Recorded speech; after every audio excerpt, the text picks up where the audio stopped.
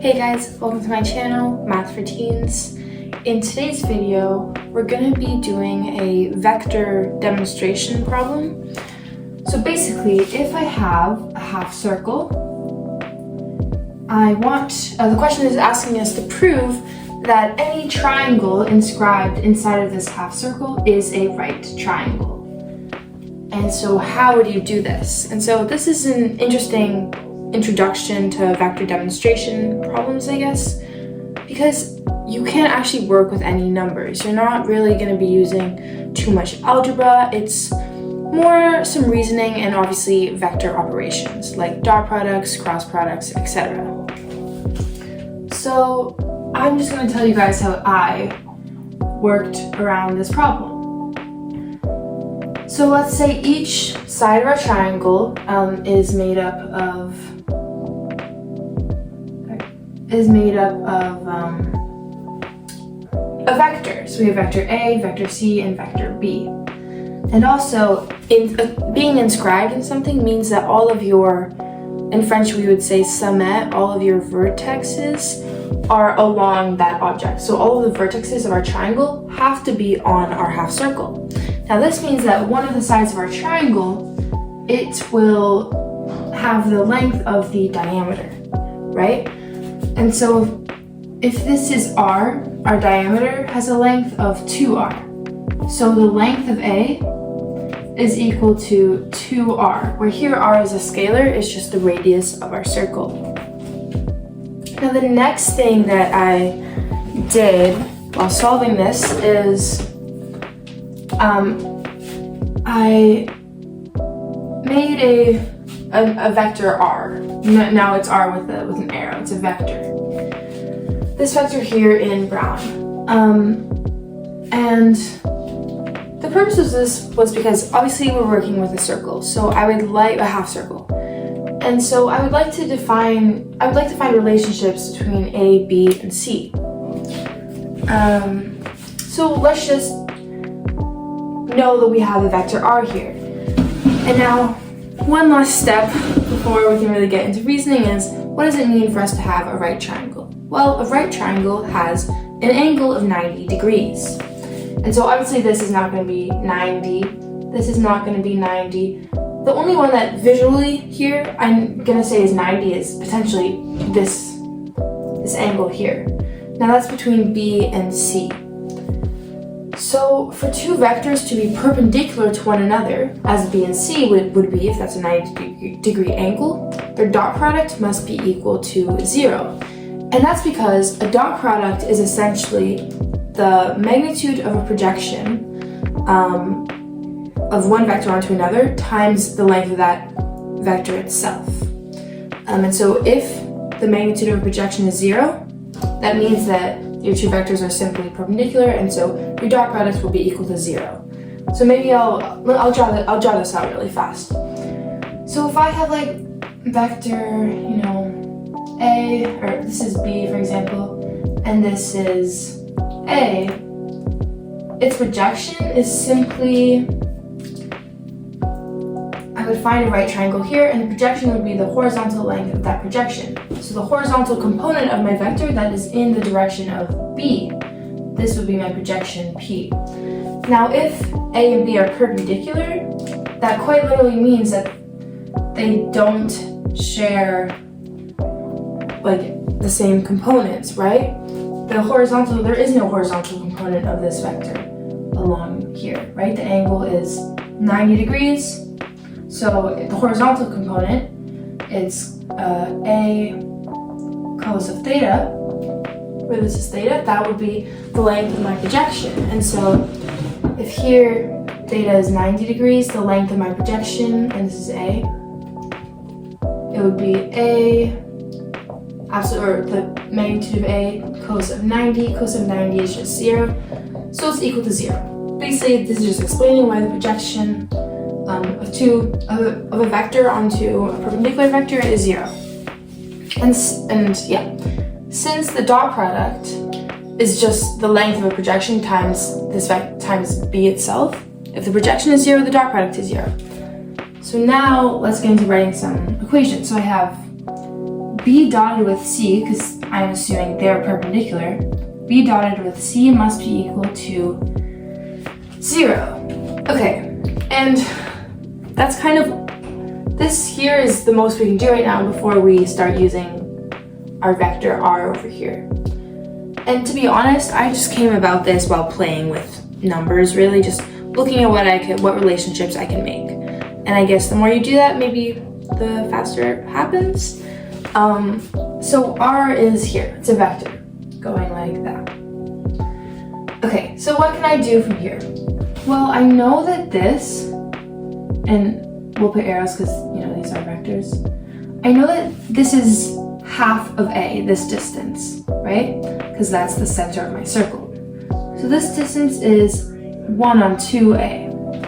And so now if I draw out this triangle that I've made with B, R, and 1 on 2A, what do I have? I have 1 on 2A, like this. I have R, and I have R, yeah. And this is my center, my beginning point. So if I add 1 on 2A and R, if I add those vectors, where does it take me? It takes me to this vector here. That is the resulting vector from that addition.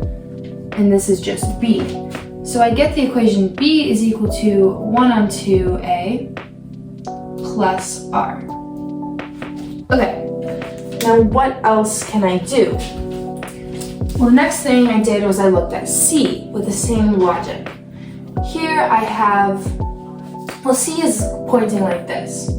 So I can't have A going to the right. I need A to go this way, and then R is obviously going like this. And then they will add to get C. So I'm going to multiply A by -1 to switch its sense, its direction. You know, a full 180, right? And of course, also, this is still only half of A, right? So this is -1 on 2A, because I'm flipping its direction. So I have -1 on 2A, and I have R is, when you add them up, you get the resulting vector C. So my second equation is C is equal to -1 on 2A plus R. And at this point, I was like, okay, I've expressed both of these vectors with A and R. And now that I've expressed both of these vectors, I have more information on both of these vectors. Can I somehow expand my dot product? And so let's see it, because once again, I'm trying to prove if this is true for any triangle in a half circle.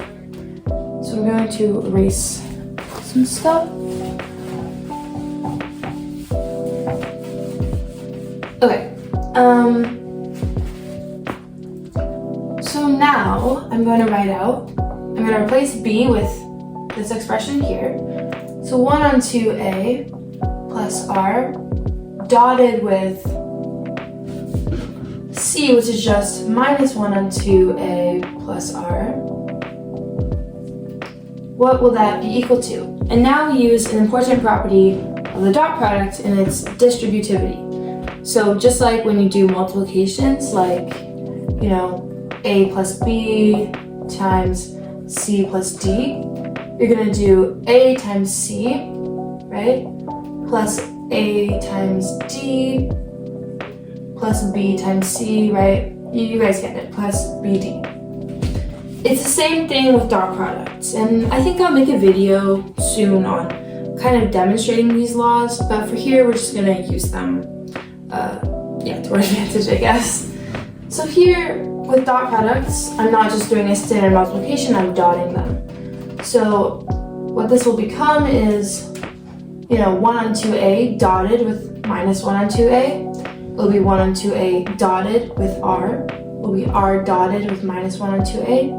And it will be R dotted with itself. So let's write that out. So I have 1 on 2A dotted with -1 on 2A. Plus 1 on 2A dotted with R, plus R dotted with -1 on 2A, plus R dotted with R. Okay, and now we can actually use the I think it's associativity law.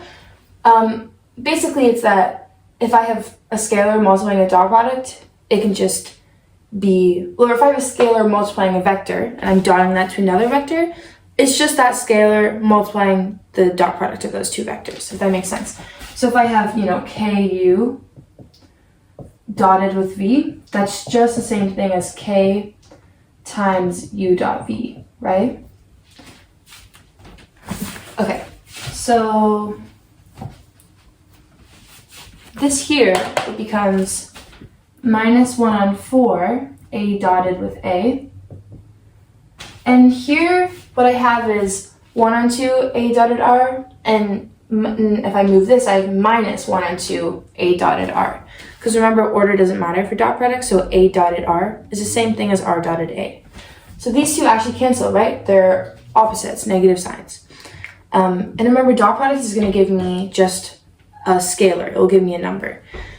And so this is just a positive of that number, and this is the same number, just negative. So yeah, they cancel. And just a quick recap. I already said a dot product, it's just the magnitude of a projection of one vector onto the other times the length of that vector itself. And